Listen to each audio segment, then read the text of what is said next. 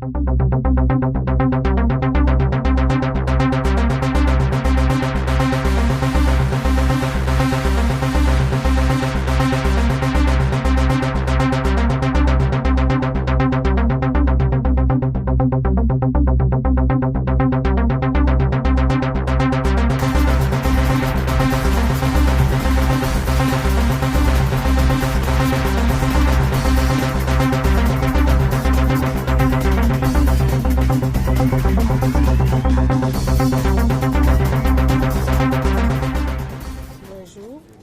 Bonjour madame.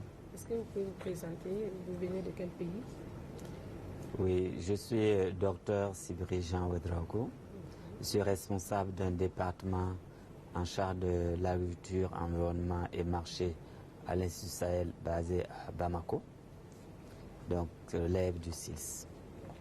Et que fait l'Institut du Sahel basé à Bamako? Qu'est-ce que votre organisation fait comme activité? Oui, l'Institut Sahel a en charge d'animer la recherche dans les pays membres du SILS.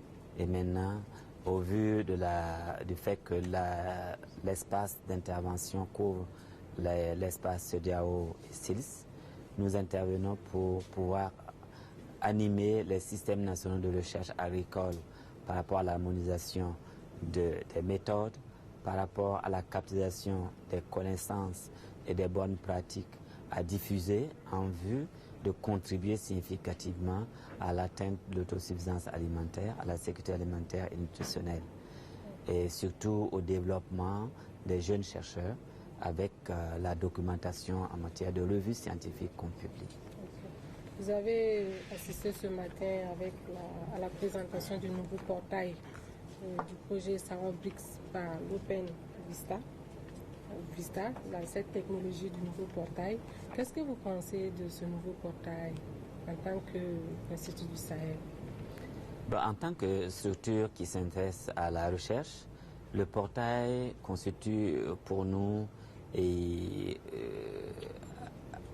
une fenêtre par rapport à ce que nous avons comme base de données travaillée dans le sens qu'il permet d'accéder à des informations utiles pour améliorer le système agricole, le système d'échange par rapport au marché et également les pratiques, par exemple, de protection de l'environnement, qui sont des éléments que nous avions, mais dont le portail va permettre d'être visible présentement.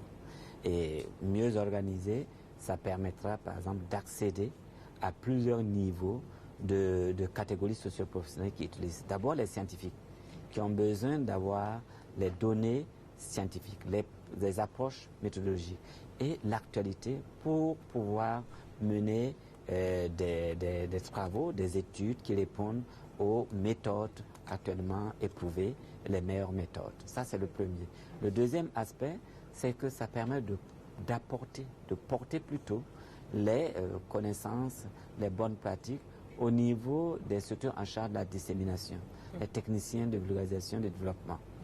Et ensuite, sous forme le format qu'on va mettre à leur disposition permet également, avec les autres éléments de TIC, d'atteindre les acteurs de terrain, les producteurs. Donc nous avons là un instrument qui pourrait être un relais pour les différents partenaires socio-culturels et socio-professionnels avec lesquels nous travaillons. En suivant la panoplie des outils qu'ils ont exposés, quel outil vous a le plus marqué? Nous avons effectivement... Vous pensez que vous allez utiliser et que c'est très utile pour vous? Non, il y a deux, je ne peux pas les classer. Okay. Le premier élément, c'est, je l'ai vu comme opportunité pour notre plateforme interactive. Parce que nous pensons qu'on peut créer, on peut avoir des forums d'échange à travers ce portail-là. Et ça, c'est un premier aspect sur lequel nous pensons que c'est très important en matière de recherche, parce que le coût de se retrouver en réunion, en atelier, est très élevé par rapport à ça qui permet d'avoir des plateformes virtuelles qui vont être logées dans ce type de portail. Le deuxième aspect, c'est que nous pouvons accéder à toute l'information que ce soit d'ordre scientifique, que ce soit d'ordre technique, à travers ce portail. Nous postons, nous pouvons accéder, nous pouvons informer.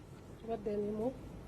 Le dernier mot, c'est qu'il faut activer pour que ça soit vraiment fonctionnel immédiatement parce que nous avons besoin de nous faire connaître. Merci.